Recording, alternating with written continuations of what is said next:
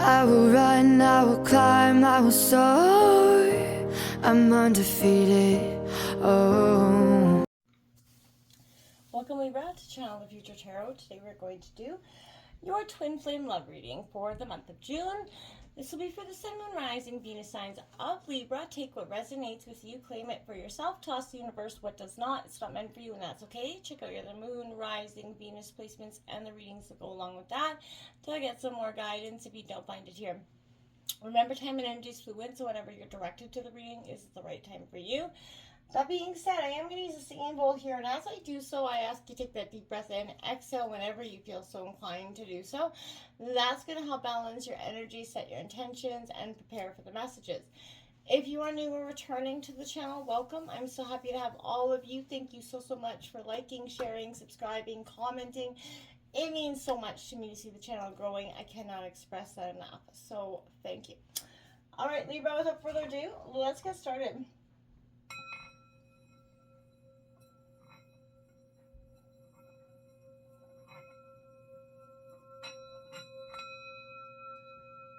Peace, love, health, and wealth. Now, Libra, if you're not sure if you're in a twin flame connection, throw that term into Google and it will give you an accurate kind of breakdown. But if you are in one, you definitely most likely already know. This is for the in separation or in union twin flame energies. This is just a connection reading, okay? I did start out with the oracle cards to kind of get a feeling for what's happening. And then we're going to take a look at, we're going to break into the tarot. We're going to take a look at your energy, their energy. Feel free to roll reverse, don't force anything to fit. And then we're going to take it to a special something. We're going to take a look at a different deck of tarot cards to see what needs to change in this dynamic, or what could be currently changing. What is happening, shifting, essentially. So, Libra. The chosen one came out. Now, this for me could be you or your partner. This is definitely an energy of perception. I feel like there's a fast track to ascension that's happening here. And what is occurring within you could feel a little bit on the frustrating side, because I feel like you feel like you're on this lifelong quest, as we all do, to find that real love, that burning desire to align with that counterpart, right? That exact mirror who reflects our inner selves, our weaknesses, our strengths. And that's what enables growth. Essentially, that's what the twin flame, the whole, is. Like, that the whole connection is about, right? Now, this is saying that you've been searching, yes, for your true love, but long outside yourself. You've been not doing that inner work necessary, it seems, There is a sense of you have to be teaching. You're kind of, the purpose of the twin flame connection is to teach you to become whole within first. And that's what creates that connection, or allows that connection to bring each other back stronger. And the fastest way to align with the other half is to heal that heart, where you discover the treasure of true love for yourself first. Focus on healing your abandonment wounds, Libra. Stop searching outside yourself for that happiness, right? And let go of those old stories, the past programming. Sort of release those doubts that you will, never have that love, because you truly can and will. Your twin flame is teaching you that you are the one searching, for true love is you, right? The one searching for true love is actually you within your own self. Now, open your heart here, Libra. Again, this could be you or your partner. This is all about setting those loving boundaries. Now, it takes us sometimes within our own connections, as well as our twin flame connections, to understand how paramount boundaries are within every dynamic we face. It is human nature to, guard and protect yourself from being hurt again, right? It's everybody's. But if you carry that past pain with you, you're going to continue to put up a wall that prevents you from experiencing love, right? And essentially hurting yourself in turn. So, letting go of the fear of being hurt, setting those boundaries teaches you to trust the process, opening up your heart to receive love again, right? But you need to let go of the stories. You need to cut the energetic cords that are attached to judgment, expectations, comparison to others, situations, whatever it is. But you've been placing maybe, too many conditions on those around you by expecting them to fill a void that you need to fill from within. So be willing to forgive others who've hurt you. Learn to say no, set those boundaries. The more hard-lined you are, the greater your ability to express your truest self from, your heart. and in turn receive that love again, right? So giving your heart a voice allows you to attract abundance, to create the life that you actually love, and where you feel loved and show up as love freely and not full of restraint. Now, this is calling in that soulmate, which I feel like, again, you could be calling in your twin flame for some of you that are in, separation, but your prayers, affirmations, visualizations is what's bringing you together. You guys have the same, there's a sense of really having the same connection, that same passion that keeps you guys strong.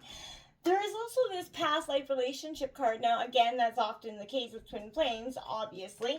So this is definitely kind of reiterating that. You've known each other before. You know this, you already feel like you know how the story goes. But this is a time to redirect, course correct that story, which has been influencing you for much too long.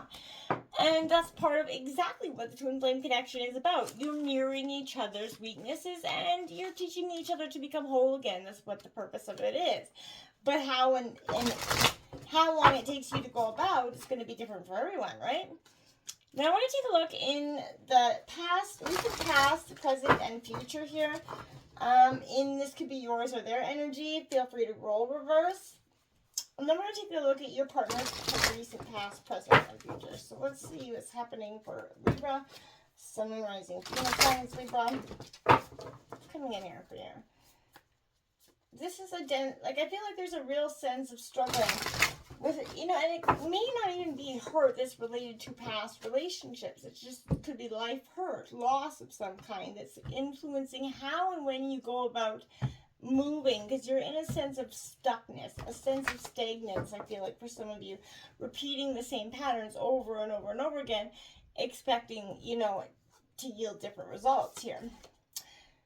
The Three of Cups comes out here for you. So this is Cancer, Scorpio, Pisces energy. Now, this could be like a sense, in the past, a sense of celebration, yes. But there's an emptiness to it. There's a hollowness with that energy coming in. Now, I feel like that's because you're always looking for, maybe it's a sense of celebrating too much, drinking too much. There's a sense of doing something too much. This kind of made you kind of hollow in a sense. In the situation, the President offers the Sun card, the ability to see, something coming in, what is abundantly yours here. But there's also a sense of rising above. You've had to come to the sense of trials and tribulations and a sense of understanding. There is a sense of growth coming in as well. The Heart of Pentacles. Now, this is a Taurus, Virgo, Capricorn energy. And it's, and you have the Ace of Pentacles on the bottom of the deck. So there's a sense of a really Ten of Pentacles.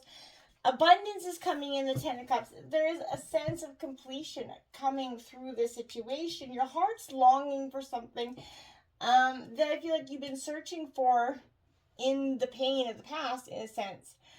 I'm going to grab what your partner's energy is. I want to see if you guys are were on the same page, are on the same page, or writing different books at this time. It's coming in for Libra's past, present partners, past, present, and future energy here.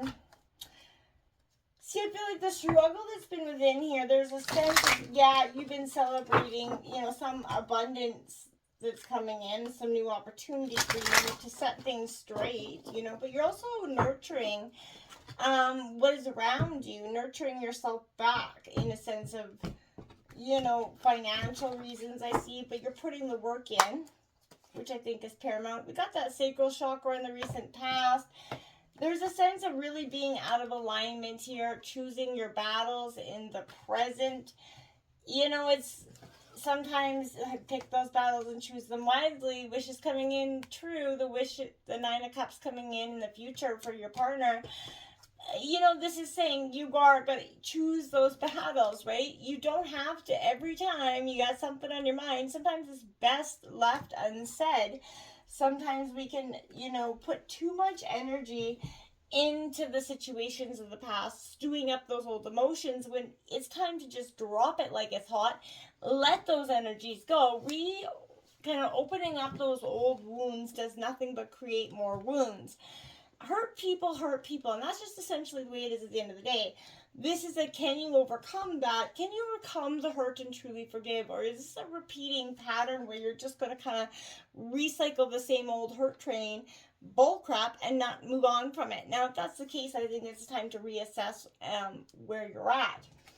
This Three of Cups, like I said, there is a sense of positive creation, positive spirit, but in the recent past, I feel like you maybe felt like, you know, you're throwing all your energy down one hallway, and essentially that wasn't being reciprocated in this energy. You felt like the Sun in this card was, you know, there's positive new directions coming in. There's growth in understanding the past, right? There's growth in understanding where you need to look at the past wounds that have been constantly influencing this current relationship. You know, it's not your partner's due diligence to solve those problems or make those situations go away, but true love at the end of the day will be what kind of shows up every day to make the situation or ease the pain, essentially. But it's going to have to be you that takes the step to do that, the initial first step. Then this Heart of Pentacles is very much Capricorn energy, but you're being at the heart of your own sacred space in the future. You're paying attention to how you nurture yourself, how you feel replenished and restored, you know, pamper yourself. And again, make sure you're getting lots of rest, water, all that nonsense. But you're being very down to earth and looking at what has affected this relationship in the long term. And can you, you know, truly assess that and move forward in the future? The sacral chakra coming out. In the recent past, your partner's head was all up in the clouds. There's not a sense of not being able to clearly define what's, you know, real and what's not real. There's a sense of just kind of being lost in translation and a sense of searching through transformation, possibly dealing with those hurt wounds. Choosing those battles, like I said, is becoming ever so important. Not everything that comes to our mind needs to be said, right? And sometimes that could be our biggest lesson in life. Sometimes we spew out our mouth and create bigger obstacles. This is understanding that sometimes it's better to just not do it at all. Heal. You don't need to be refusing to sort of, you know, move past that ugliness of ourselves, the past where we just hold on to way too much shit, because it's like we're holding on to it to prove a point or something at the end of the day, but really we're not proving anything. You know, it's not, beliefs and opinions clash, right? And this, you know, somebody's struggling to validate their opinion here, and I feel like that's causing a lot of animosity within this connection. You both have the dreams coming true. You have the wish. This is a sacred connection. You just gotta let go of the hurt wounds, the past, the programming that keeps coming up. The future is bright if you let it be. The future is bright if you step out of your way. The future is bright if you drop the ego and the pain of the past and truly forgive. But that's going to be up to you and your partner. Can you do it? It's about going all in or cutting the ties together. There's no more back and forth here. It's just the way it is. Simple as that. That is what it is, because it has to be. There is a sense of somebody's got to break the cycle. Somebody's going to say, okay, well, this isn't working, right? I have to take a look at this. This is clearly not going the way I thought it was going to. What can I do to change it? And if at the end of the day, the answer is, well, nothing, then you're either all in or you're all out. It's just the way it is. Let's take a look at what needs to change in this dynamic. That Ace of Swords coming out here. So that is Gemini, Libra, Aquarius energy. Now, this for me, Justice, Libra, your card coming out. This is what needs to be balanced, the scales, right, within yourself and this connection. Understanding exactly where you're at. And then the Judgment card comes out with the 10 of Pentacles on the bottom of the deck, my friends. Abundance is necessary coming in for you either way. But my friends, you are in a real sense of stagnance here with this. What is needing to change, and the universe is kind of directing it, high horse to, you know, heaven here. You're being directed whether you want to or not. And the universe is kind of saying, okay, you know, the ability you have to evaluate, make decisions as you move through the world. But, this is sense, beware of that sword. It can trap you as quickly as it can cut you out of tight spaces. It tends towards rigidity, right? It's a two-sided, double-edged sword. And that two-sided blades tend to see in terms of black and white and rarely gray. You need some techniques to work well with this energy. This sword shifts from, aid to liability when we give in to the tendency to categorize things as good or, all bad. Spitting complex experiences into rigid kind of dimensions, right? But with practice, we can sort of develop discernment around how and when to draw that blade, when sharp focus is needed or a clean cut, for instance. And, that's what this is there for. And I feel like you guys are really taking a look at that. The Justice card, you're ready to look at what is needed to make this clean cut right now. And, including within yourself, right? You're taking a look at the very much compassion focused energy. If we reflect on why we do what we do, we often come to realize that it all made sense once. To understand is to validate. To validate is to make way for compassion. And Justice kind of reminds us that if we're cold and rejecting towards the things in ourselves that we find bad or unlovable, that attitude has a consequence. Loss of self-trust, dignity, and personal power, right? And on the other hand, if we can begin to see what we once saw in ourselves as flawed or defective as a natural consequence of environmental factors, right, or, the way we were raised, and that we did not choose them, we can sort of make space from the urge to punish or berate ourselves, and we can call that justice, right?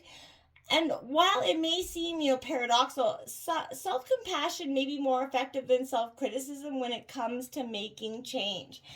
And that's very important to take that look. Judgment's card is also coming in because, again, I feel like this is the time to take that look at all the things, good, bad, and ugly. And there are two general ways that you can see this, right?